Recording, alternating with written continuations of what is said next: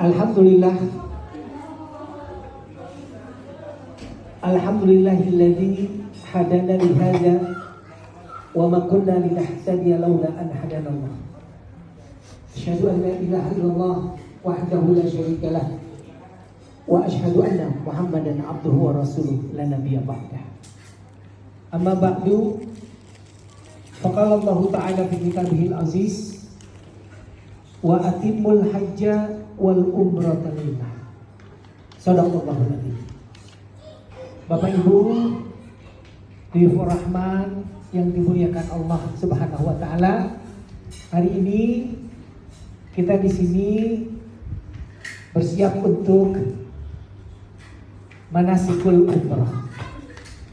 Persiapan untuk keberangkatan umrah yang insya Allah akan dilaksanakan tanggal 22 Desember sampai 30 Desember 2023. Mari kita baca Al-Fatihah, surah Al-Fatihah. Semoga Allah Subhanahu wa taala memberikan kemudahan dan kelancaran dalam perjalanan ini, pergi pulangnya selamat dan pulang mendapatkan umrah yang makbulah insyaallah taala. Ala hadhihi niyyah wa ala kulli niyatin shalihah wa ila hadratin nabi. Al-Fatihah. Alhamdulillahirabbil alamin arrahmanir rahim maliki yaumiddin iyyaka na'budu wa iyyaka nasta'in ihdinas siratal mustaqim siratal ladzina an'amta 'alaihim ghairil maghdubi 'alaihim waladdallin. Bapak Ibu, sudah dibagikan lembaran di perjalanan mulai start tanggal 22 sampai kembali ke tanah air tanggal 30 Desember. Sebelum masuk ke sini, saya akan sampaikan apa yang menjadi dasar kewajiban kita untuk melaksanakan ibadah umrah. Di dalam Al-Qur'anul Karim, Allah Subhanahu wa taala telah berfirman, wa atimul hajja wal umrata lillah. Sempurnakan olehmu haji dan umrah karena Allah. Itu dasarnya. Jadi kita diperintahkan Allah untuk melaksanakan, menyempurnakan ibadah haji dan umrah karena Allah Subhanahu wa taala. Jadi itu yang paling menjadi dasar kenapa kita diperintahkan untuk berumrah. Kemudian Bapak Ibu sekalian, dalam sebuah hadis baginda Rasulullah juga mengatakan al umrata ilal umrati kafaratin bainahuma. Antara umrah yang satu dengan umrah berikutnya itu adalah menggugurkan segala dosa-dosa kita. Jadi mudah-mudahan umrah kita pertama sekarang, nanti ada lanjutan lagi umrah berikutnya insyaallah ta'ala. Jadi antara umrah yang sekarang, nanti berikutnya umrah yang mendatang itu akan menggugurkan segala dosa-dosa. Itu adalah hadis baginda Rasulullah SAW. Jadi dasar dari Al-Quran, dasar dari As-Sunnah, itulah yang menjadi kewajiban kita untuk melaksanakan ibadah umrah Baitillahil Haram. Oleh karenanya Bapak Ibu, berikutnya lagi ada yang perlu kita persiapkan. Ya, jadi bukan hanya fisik saja, bukan hanya uang saku saja persiapannya, tetapi yang terpenting ada 3 bekal persiapan kalau kita menuju tanah suci untuk haji maupun umrah. Yang pertama adalah bekal kita harus kita miliki bagi orang yang akan melaksanakan ibadah ke tanah suci Mekah, yaitu yang pertama niat nawaitu, kita kudu ikhlas lillahi.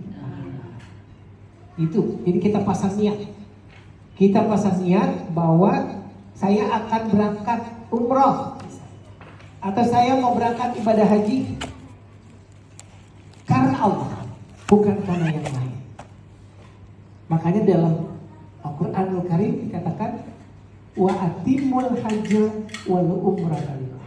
Kita disuruh karena Allah semua, bukan karena yang lain, bukan karena manusia, bukan karena mendapatkan segala satu sanjungan dari manusia, tetapi karena Allah kita berangkat ibadah umrah. Itu yang pertama, bekalnya. Jadi kita pasang niat karena Allah. Kemudian yang kedua, bekal kita untuk melaksanakan ibadah ke tanah suci Yang kedua adalah kudu bawa sabarnya yang banyak. Karena kita perginya ibadah, bukan pelesiran, bukan jalan-jalan, bukan holiday, tapi kita perginya ibadah. Oleh karenanya sabarnya kudu banyak. Pak Ustadz, iya kudu banyak. Gak cukup satu koper, gak cukup satu koper. Kita jalan bawa satu koper. Tapi gak cukup sabar kita masukin ke situ. Harus berkoper-koper kita bawa sabar kita. Karena kenapa? Perjalanan spiritual ibadah umroh ini adalah perjalanan ibadah, bukan kita jalan-jalan. Jadi apa yang keinginan kita belum tentu kalau Allah mengizinkan sesuai dengan keinginan kita. Semua kita harus sabar. Jalanan macet, misalnya kita dari perjalanan misalnya naik bis, atau kita suruh ngantri periksa paspor imigrasi di bandara, kan kudu ngantri. Berarti apa Ustaz? Sabar kita kudu banyak. Kalau orang Jakarta sih sabar 3. 1, gue masih sabar. 2 juga gue masih sabar. Kalau 3 habis sabar gue. Itu orang Jakarta. Karena kenapa? Macetnya luar biasa, semrawutnya. Tapi kalau ibadah haji, ibadah umroh di tanah suci Mekah, biar kayak apapun membludak, tapi kita tetap sabar. Karena perjalanan kita adalah ibadah. Jadi sabarnya kudu banyak. Menunggu bis misalnya untuk bawa kemana, tur, jalan-jalan, ziarah di Mekah, di Madinah, belum datang. Ya udah, banyakin istighfar. Sambil kita mengucapkan istighfar, sambil nunggu kendaraan yang membawa kita ziarah keliling kota Mekah maupun Madinah. Jadi sabarnya kudu banyak. Ibu ya. Supaya kenapa Pak Ustaz?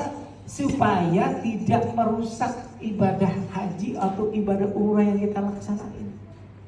Jadi kalau misalnya kita nggak sabaran atau bahkan kita terucap kalimat-kalimat yang kurang baik dan kurang pantas, akhirnya nanti pahalanya hilang, kabur juga. Cuma capek di badan doang. Ya. Jadi kudu sabar yang banyak, istighfar yang banyak. Itu kuncinya. Kemudian yang ketiga, yaitu apa menjadi bekalnya? Tawakal. Kudu harus diperbanyak. Jadi semua yang kita jalani, seluruhnya kita bertawakal kepada Allah. Baik itu keluarga yang ditinggalkan di rumah, baik itu pekerjaan kita yang harus kita off karena kita mau jalan ibadah. Kita harus tawakal kepada Allah. Jadi kunci bekal yang harus dibawa cuma 3. Niat nawaitu ikhlas karena Allah kita ibadah. 2, sabarnya yang banyak. 3, tawakal juga yang kudu banyak juga. Itulah kunci untuk melancarkan semua pekerjaan-pekerjaan ibadah kita selama di tanah suci. Insya Allah. Jadi itu 2, Ibu dan Bapak. Kemudian Bapak Ibu sekalian, kita ada lembaran. Yang pertama nanti kita akan berangkat ini hari Jumat tanggal 22 Desember. Ibu tiba itu di Terminal 3. Ya, Bandara Soekarno-Hatta. Kita akan bertemu meeting point ini di Bakerzin Cafe. Kemudian nanti akan diberikan kepada Bapak Ibu itu paspor, boarding pass, semua deh, dapat semuanya. Tanda pengenal, kalung, nemtek, semua udah ada. Jadi Ibu nanti Bapak kita berkumpul itu pukul 13. Kemudian langsung masuk ke imigrasi 14.30 siangnya dan langsung kita pemeriksaan paspor. Jadi paspor kita bawa masing-masing sendiri-sendiri di dalam dompet tas kita yang sudah disiapkan. Kemudian lanjutan, kira-kira apa Pak Ustadz sebelum dari perjalanan Jumat ini yang kira-kira bisa harus kita laksanakan? Yaitu kita sholat sunat safar di rumah kita masing-masing. Atau mau di pesawat, mau di bandara juga enggak apa-apa. Karena kita zuhurnya di bandara mungkin. Karena jam 13 kita akan terbang, ya untuk 12 sudah zuhur. Jadi di bandara sholat zuhur digabung dengan sholat asar, qashar jamak takdim. Niatnya bagaimana Pak Ustadz? Niat langsung 2 rakaat. Usolli fardhu zuhri qashran majmu'an ila asri takdiman. Kenapa takdiman? Karena asar ditarik ke zuhur. Kalau zuhurnya ditarik ke asar, takhiran. Berarti sholatnya di asar. Tapi karena kita berangkatnya itu zuhur, berarti asar yang ditarik. 2 rakaat, niatnya cuma sekali di awal doang. Jadi usolli fardhu zuhri qasran majmu'an ila asli takdiman lillahi ta'ala. Allahu akbar. Baca Fatihah, baca surah, ruku sujud, naik lagi baca Fatihah, surah, ruku sujud, salam. Kita qasar 2 rakaat. Selesai, nggak usah berdoa-doa, langsung takbiratul ihramnya Allahu akbar, naik lagi kita sholat asar 2 rakaat. Ya, kemudian salam. Dengan wudhu itu beda. Kalau tayamum hanya dipergunakan 1 kali sholat doang, meskipun kita nggak batal. Tapi kalau wudhu dengan air itu bisa berkali-kali kita sholat kalau kita nggak batal. Nah, karena kita dalam keadaan darurat, maka kita harus tayamum. Jadi duduk di pesawat, di hadapan ibu dan bapak itu ada kursi penumpang, tinggal tempelin saja kedua tangan kita, kemudian langsung kita ambil ke muka kita, langsung sekali usap doang, nggak 3 kali. Jadi 1 kali saja cukup. Nawaitu tayammum listibahati sholat. Pusing Ustaz kalau pakai bahasa Arab, udah pakai bahasa Indonesia. Saya tayamum karena Allah. Udah tempelin ke muka kita. Selesai begitu, ambil lagi debunya, tetapi bukan pertama yang pernah kita sentuh tangan kita. Di bawahnya lagi deh, pindah. Baru kita kasih ke tangan kita 1 kali, kanan, tangan kita 1 kali lagi, kiri. Selesai. Jadi nggak ada kaki, kuping, nggak ada rambut. Jadi muka dengan tangan doang. Ingat itu ya. Nah itu doang. Selesai ibu bapak rapikan. Sholatlah usolli fardhu maghribi salasa rakaatin majmu'an ila isya takdiman lillahi ta'ala. Allahu akbar. Maghrib 3 rakaat sambil duduk.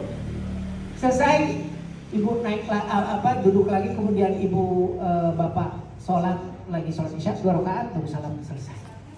Itu dilaksananya dalam pesawat. Jadi kalau ibu bapak lihat keadaan di luar itu di jendela gelap, berarti maghrib udah datang. Jangan ngelihat waktunya Indonesia Jakarta, beda ya. Jadi dilihat aja tuh, kalau di pesawat ada kelihatan cahaya matahari berarti belum. Tapi kalau matahari udah nggak ada, udah gelap, berarti kita sholat. Nah, kemudian dijadwalkan jam 22.30, berarti jam 10:30 baru kita mendarat di Bandara King Abdul Aziz. Duduk. Nah, di mana proses duduknya? Di hotel. Sebelum kita ada instruksi turun, kita mau ke belakang, mau kencing, mau pipis, mau BAB, terserah. Sebelumnya berangkat kita harus selesaikan semuanya, baru ambil wudhu dan kita siap di lobi hotel untuk jalan menuju Masjidil Haram. Ya. Nah, dalam Masjidil Haram nanti ibu bapak akan baca masuk pintu Masjidil Haram. Yang pertama kita akan ketemuin masuk pintu situ, karena situ khusus orang yang tawaf doang pintunya. Jadi laki-laki yang kagak pakai ihram nggak boleh masuk. Harus yang pakai baju ihram. Jadi beda. Kalau ibu-ibu kan nggak ketahuan mau ihram mau enggak, tetap ketutup pakai mukena. Nah itu kita akan masuk di situ. Kita masuk langsung mengucapkan salam, masuk ke halaman masjid. Ada pintunya nomor berapa, kita masuk, kita ucapkan Allahumma antas salam wa minkas salam wa ilaika ya'udus salam fahina rabbana bisalam wa adkhilna jannata darussalam, dan seterusnya. Udah ibu nyopotin sendal, masukin kantong, langsung ibu bapak bawa ke pelataran Ka'bah. Nah kemudian kita lihat Ka'bah sambil berdoa juga.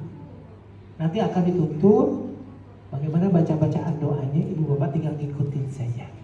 Nah mulailah kita masuk ke tempat tawaf. Mulai start tawaf itu ibu bapak patokannya adalah Hajar Aswad. Jadi kalau ibu Hajar Aswad itu ngelihat di lempengannya kiri. Jadi Ka'bah itu ada di kiri kita. Bagaimana Ustaz? Yang orang pada bujubel-jubel gak kelihatan tuh orang pada minum Hajar Aswad. Jadi itu pas lempengannya sejurusannya. Itu mulai starting tawaf dan finishnya pun di Hajar Aswad sama. Jadi misalnya ini mikrofon yang ini speaker, misalnya ini Hajar Aswad. Saya akan miring sedikit dan angkat kedua tangan atau satu tangan, Bismillahi Allahu Akbar. Jadi kita harus berhenti sejenak, jangan nyelonong aja. Jadi berhenti sejenak dikit, Bismillahi Allahu Akbar. Langsung baca Subhanallah walhamdulillah wala ilaha illallah wallahu akbar. nanti ibu bapak tinggal ngikutin mutawifnya. Nah jika sulit mendengar nama orang sambil baca, ibu bapak baca apa saja zikir kepada Allah pun sama. Sah gak Pak Ustaz? Sah juga. Jadi yang penting selama kita muter itu ke Hajar Aswad, ke Ka'bah itu kita putaran sambil membaca zikir. Kemudian nanti di siku sebelum Hajar Aswad namanya Rukun Yamani, ibu bapak lihat langsung baca doa sapu jagat. Rabbana atina fid dunya hasanah wa fil akhirati hasanah wa qina adzabannar wa adkhilna jannata ma'al abrar ya azizu ya ghafar ya rabbal alamin. Jadi ibu bapak baca sebelum mendekati Hajar Aswad lagi. Kemudian miring sedikit, baca lagi bismillah ya Allahu akbar. Berarti saya perjalanan ke berapa Ustaz? Kedua. Nah setiap putaran tawaf itu bacaannya semuanya berbeda. Jika ibu bapak kesulitan membaca atau mendengar saat di lokasi, ibu bapak baca aja zikir kepada Allah pun zikir subhanallah walhamdulillah berkali-kali, beratus-ratus kali, itu sama juga, sah juga. Yang penting hitungannya pas 7 kali putaran. Dan ingat, jangan sampai ada yang batal. Kalau batal, ibu bapak gak bisa ngikut bareng-bareng rombongan. Dan yang rombongan pun gak bisa nungguin, tetap dia berputar. Nah kita berarti keluar, ambil wudu, ada tuh di daerah pojok-pojokan dari Masjidil Haram, ada perempuan apalagi tempat wudu itu ada juga. Kalau kesulitan juga tinggal cari ambil air zam-zam, wudunya dengan air zam-zam. Gak bisa tayamum, kenapa? Karena di sekitar itu kita bisa melihat air ada. Ini ya, jadi makanya pada saat ibu bapak menjelang tawaf, mudah-mudahan perutnya nggak berontak-berontak. Ya, jadi makannya harus dijaga, jangan terlalu berlebihan. Minumnya juga jangan berlebihan, karena kita tawaf itu kurang lebih 1 jaman. Itu kan kita nggak boleh ke belakang. Ya, nah itu kuncinya begitu. Kemudian ketemu lagi Rukun Yamani, Rabbana lagi, Rabbana atina fid dunya hasanah wa fil akhirati hasanah wa qina adzabannar lagi. Ketemu Hajar Aswad, bismillahi Allahu akbar, berarti saya jalan yang ketiga. Baca lagi subhanallah walhamdulillah wala ilaha illallah wallahu akbar wala haula wala quwata illa billah alil azim. Boleh kita baca dengan zikrullah. Kalau kita kesulitan untuk baca sambil jalan, karena doanya kan kita sambil jalan, bukannya bengong. Orang banyak, ya kan? Nah, ibu bapak kalau kesulitan untuk membaca buku tawaf, ya sudah baca aja zikir subhanallah walhamdulillah. Yang penting tidak lepas dari rombongan. Ya, karena kita kan hitungannya bersama rombongan. Jadi dia udah 5, kita juga 5. Itu gunanya supaya kita pas 7 kali putaran.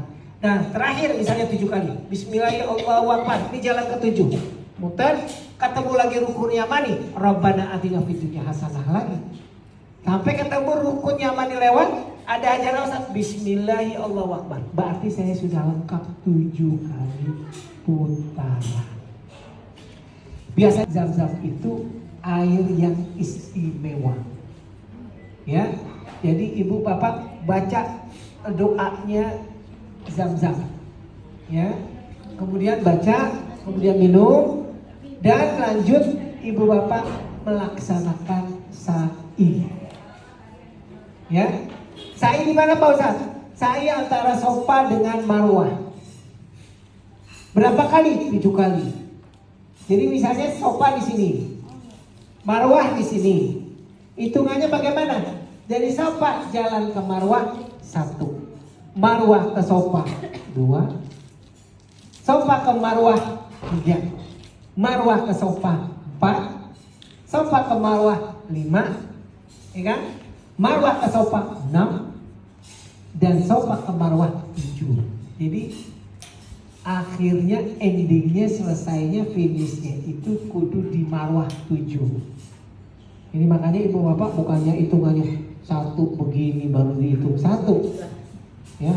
Timpor juga. Ya, jadi Safa, Marwah 1, Marwah situ Safa kedua. Ya. Nah, itu kita baca doa setiap jalan itu dari Safa ke Marwah, Marwah ke Safa, semuanya beda bacaannya. Tapi kalau ibu bapak repot, tinggal ngikutin aja, nanti ada mutawifnya yang akan memandu bapak ibu, tinggal ngikutin doang. Jika dalam keadaan begitu kita nggak dengar karena suasananya ramai, bapak cukup baca salawat boleh, baca zikir boleh, baca tasbih boleh, terserah. Yang penting ada baca-bacaan zikrullah selama perjalanan dari Safa menuju Marwah. Ya, nah ini beda dengan tawaf. Kalau sa'i kita batal, misalnya buang angin Ustaz, nggak apa-apa, kita nggak diwajibkan lagi untuk punya wudhu. Tetapi alangkah baiknya kalau memang kita tetap masih keadaan berwudhu, karena sa'i itu beda dengan tawaf. Selesai misalnya di sa'i, ya, ibu sampai sa'i di Marwah, nanti selesai kita akan baca doa menghadap Ka'bah, langsung digunting rambut kita, tahallul. Tahallul itu apa Pak Ustaz? Menghalalkan apa yang tadinya diharamkan. Yang tadi ibu bapak nggak boleh pakai wangi-wangian, setelah ditahallul boleh. Bapak-bapak digunting rambutnya tahallul. Yang dulunya itu dilarang kita pakai pakaian berjahit, kalau sudah selesai bapak tahallul digunting, berarti pulang ke hotel bisa mengganti bajunya. Pakai baju, nggak pakai baju ihram lagi. Ya, jadi itu yang namanya tahallul. Karena kenapa? Ada yang namanya rukun umrah. Rukun umrah itu adalah segala sesuatu yang wajib harus kita jalanin. Kalau tidak kita jalanin, maka tidak sah pelaksanaan ibadah umrah. Pertama apa? Ada 5. Niat di mikot. Pada saat kita di mikot itu niat itu ada bagian rukun. Jadi ibu bapak jangan diem, harus niat. Labbaik Allah umratan, nawaitul umratan, itu niat. Yang kedua, tawaf. Yang tadi muter Ka'bah, itu rukun. Nggak boleh ibu bapak nggak melaksanain tawaf. Ya, karena itu rukun. 3, sa'i. Safa Marwah itu rukun. Jadi, usah tawaf aja, sa'inya nggak sah umroh. Ya, karena dia termasuk rukun. Yang keempat, tahallul, gunting tali itu rukun Ustaz, rukun. Jadi kudu harus digunting.